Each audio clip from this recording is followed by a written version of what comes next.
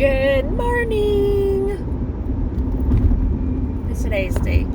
The 10th, August 10th. Oh, I gotta wish my friend a happy birthday. My heart sister. Happy birthday, baby. I love you.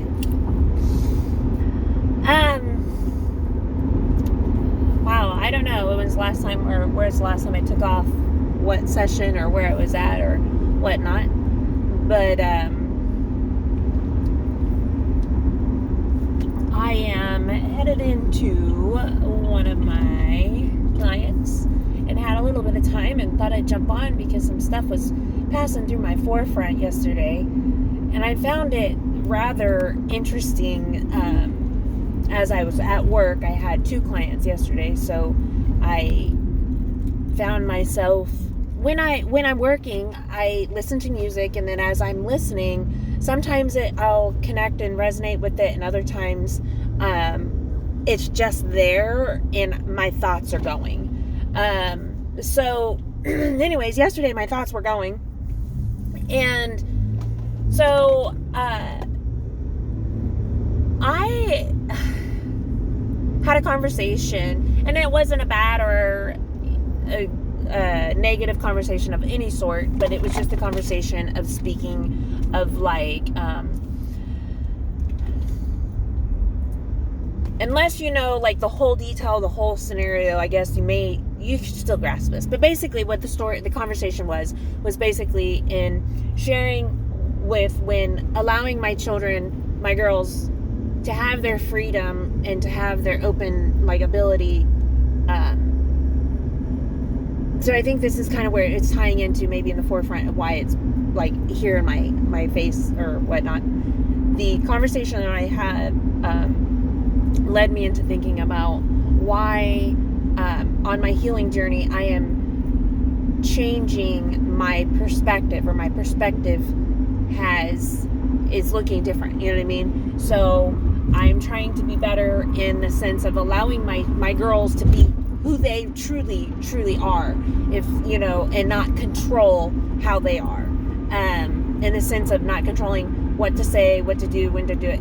And so I found myself struggling because it's not that I'm trying to control exactly what they do, but I want to help them, like stay in that positive thought process. I want to help them because see, they are me.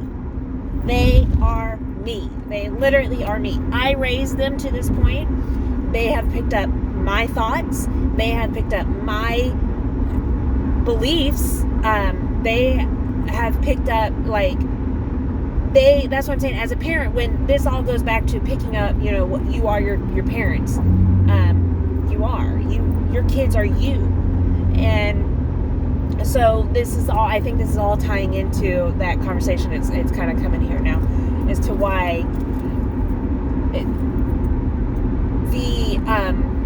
so my kids are me, and being able to look at a perspective now, and I'm trying not to control their thoughts. I'm trying to let them, you know, think, let them be, let them roll, you know, if they have this thought and that's what that thought is, it's okay to feel that thought. It's okay to be that thought. That's you. It's okay.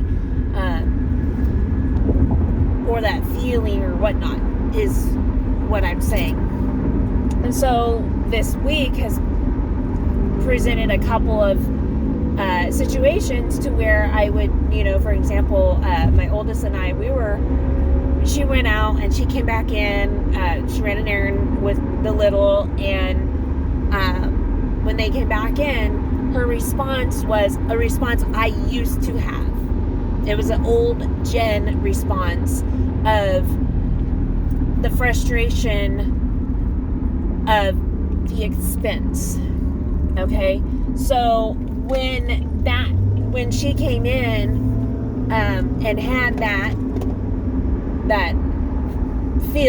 sensation of it's so expensive, you know, it was that was the old me, and I was like, I see it as a perspective, because when you think of that, oh, it's so expensive, you see how the energy behind it, again, going back to that where I firmly believe, you know, words are everything and their energy. And so I asked her, and I didn't ask her, the way I approached it was, I was like, don't say that. Don't, like, I was trying to get her to, like, try to see my perspective. And so it's struggling sometimes, because it's like, I don't want to control what they think, but I want to unprogram them, because I've programmed them. You see what I'm saying? Not that I purposely programmed them. I didn't know that this is not how one should be raised. One should not be raised by the force of what society's led to believe is okay, right? So anyways, that conversation led into, like, okay, so when my oldest leaves, I am generally like, be safe, be careful, stay on your toes. I'm always constantly reiterating, be alert, be aware, just something. I've just, because I know what this world is very capable of. And not only that, and this is where it's coming out, and this is why it's coming into my forefront, because this conversation I had, and it was to release the fear of knowing that they're going to, like, let them be okay, they're going to be okay, but let them know that they can go places and travel, but know that they don't need to be in fear of being hurt and harmed. And that's exactly right. I don't want them to be in fear to go places and go do things, but I want them to really know it happens everywhere. I kid you not, it happens everywhere. And I'll tell you why, okay? Here it is. Here's this list of when it happens everywhere, okay? My first experience, you guys, I was 6 years old. I, was taken advantage of at age 6. Another scenario that I haven't shared just yet, but I was, probably second, maybe third grade. I'd have to ask the time frame, but I had a friend that I had stayed the night over at her house, and her stepdad came into the room, and I had to be next to it as it was happening. She was a year older than I was. I can't remember exactly the age, but it was back when I lived. It was young. It was second grade, maybe third. So that I was exposed to that. Like, it didn't necessarily happen to me, but I was next to it. Okay, so there's another example. So it's happened to me. It's happened to another friend, and then it happened to me again in my own home. Okay, literally. Not my mom, my dad, nor my brother, but ex-relation of my mom's, a past boyfriend, and that happened to me. And then, so that happened. Let's continue on, because there's stuff that I haven't shared, and you see I'm getting a little, pumped, because it's like, I think that's why it's been in my forefront, because I'm frustrated and I'm agitated, and maybe I'm getting angry, thinking about all the times that's happened that I've been exposed to, because it's not just it. Not only did it happen to me in my home, but then I had to be next to it to other people happening. It's everywhere. It happens everywhere, guys. It really does. I have been exposed to such a very sexual, traumatic world. And so that's the fear in me. And I don't want to call it fear. I call it, and I'm paying attention to my voice, because I'm feeling it, you guys. It's not fear in me.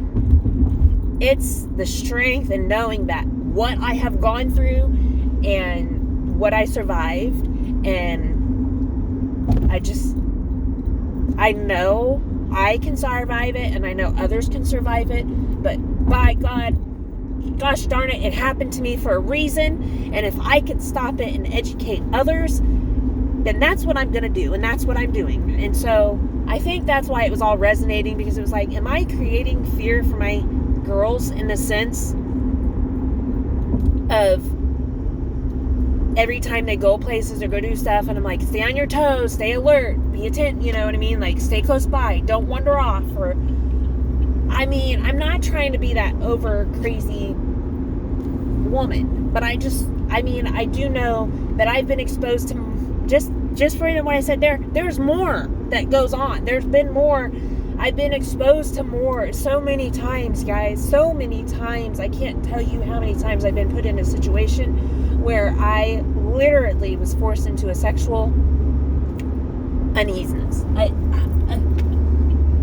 Was it a part of my choice? Yes, it was my choice. But also, too, in making those choices, sometimes you make those choices because you are feeling obligated to, because you're put in a situation that you're in trauma, you're in pain. And so, yeah, I don't want that for my girls. I don't want them to ever feel that they have to be forced or feel obligated to sit in a situation or be in a situation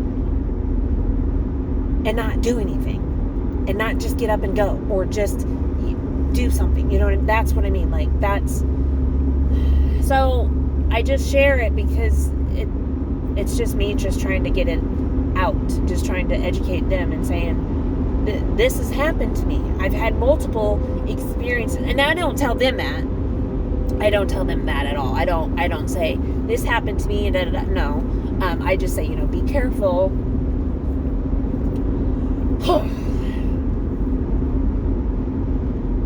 Yeah, so I was getting roused and like rage, not roused, but rage, like frustrated, and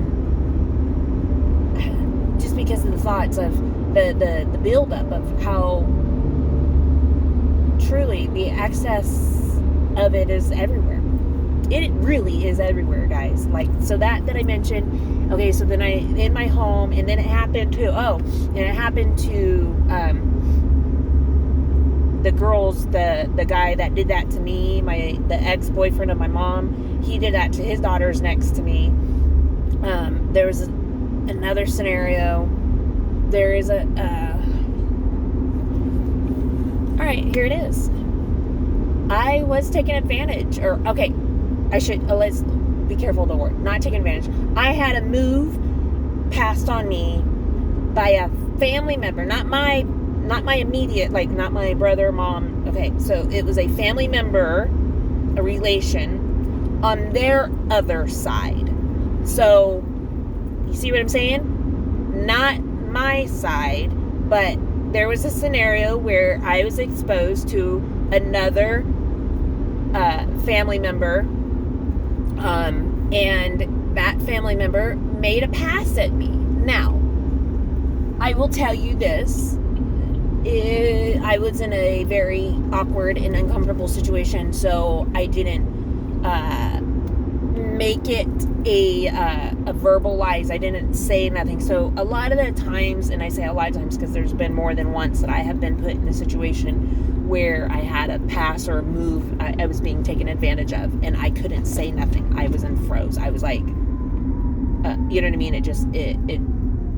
So anyways, so it happened, like, I've been passed that by, and I'm not making light of the situation, but I'm just saying, like, that person is married, and you see what I'm saying? It don't matter if somebody's married or not. It doesn't matter if they're a female or a male. The reality is everyone is walking around with trauma and pain.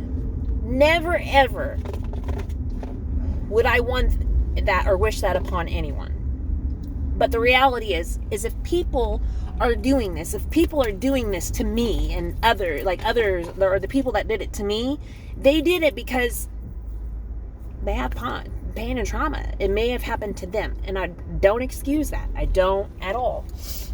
But that's where I just am, I guess, the perspective I see it and everything that I've been through, the exposure from this loop to it being outside of my home, inside my home, in my family's home, and that's what I'm saying is it's just everywhere. So don't dismiss. That's my thing. I will not dismiss that it's not just as I let my child go hang out at a friend's house. Or, I'm sorry, I talk to my children and I'll continue to talk to them about it. And I guess that's where it was in my forefront, because that conversation, we had a conversation and we were basically speaking into existence and saying that, the girls are safe, and they are safe. We are safe. We, also too, just let it, like I said, I'm not going to be the one to tiptoe around subjects anymore.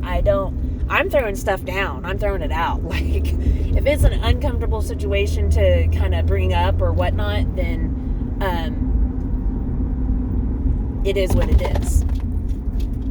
That's why we have such the world that we live in, because so many people want to tiptoe around subjects. They don't want to talk about stuff. They want to be like, hold that stuff in. That's energy that I don't want nothing of. So anyways, that conversation led into some thinking yesterday as, like not wanting to control or put fear into my children, but I want to educate them. I want them to, just be alert and aware that it's everywhere, even in your own home. It could be even in your own home. And so,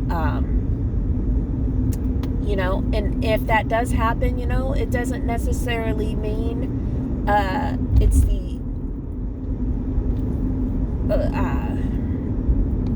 like, I sit there and I think about the people that have been exposed to it, like me, and how it was in my home, and how my friends, it was in their home, and just the society is such a sexual world. And then also it ties into, the sex trafficking and kidnapping and stuff like that. So that's why I'm always like saying, stay on your toes, because sorry. Had I had 2 ugly kids, it'd be a different story. I hate to say that, but my children were not hit with the ugly stick. So, I just know that with me and, the lifestyle that I've lived and the people that's been in my life and the attention that I got, it was just simply from having red hair. Simply from having red hair. And yes, I know I'm an attractive person. And so throughout my life, I dealt with a lot of sexual innuendos in publicly,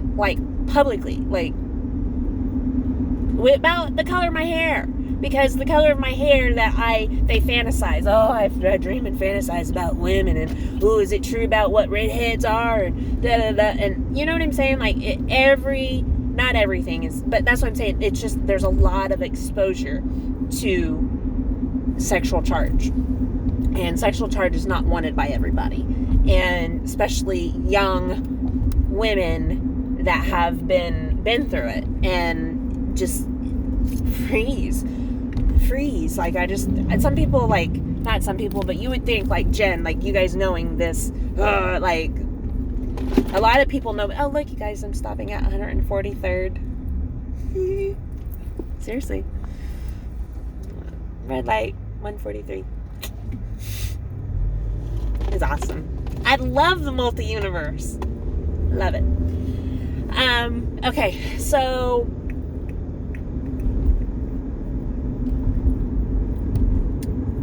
anyways, I forgot what I was saying and where I was going. Oh, just the thought process of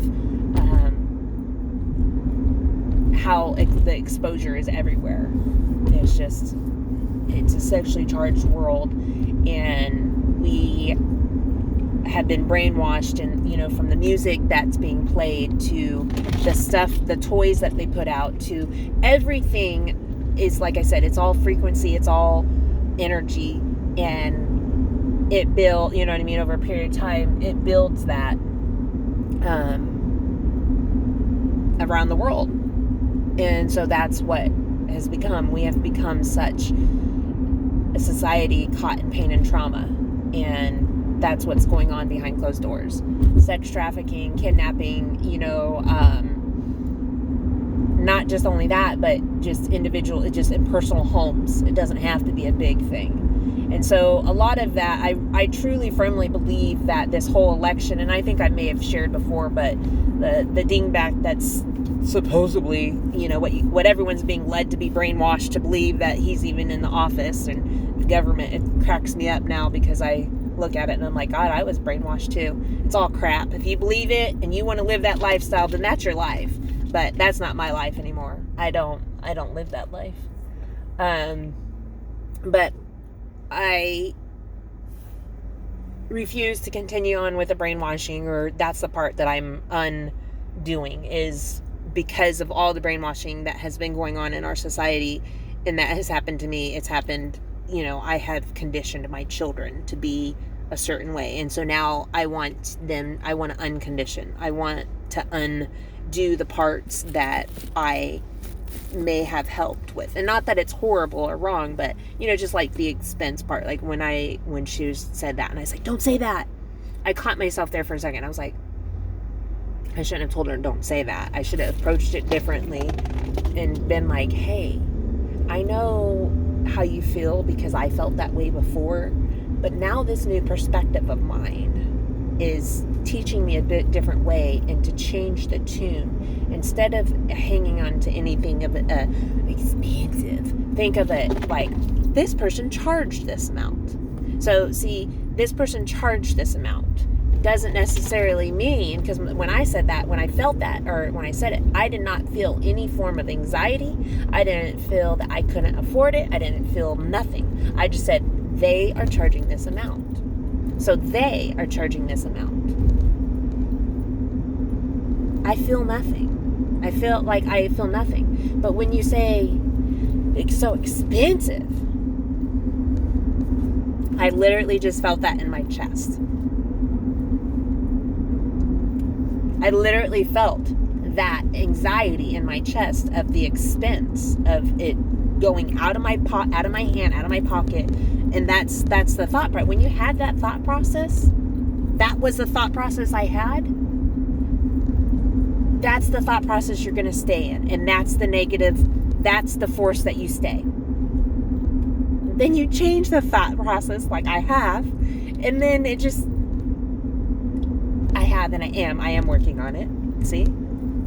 Keywords. I catch myself in moments where I say something or do something and I'm like, okay, let's try to revert that. We're like, what's a better way? So they charge this amount.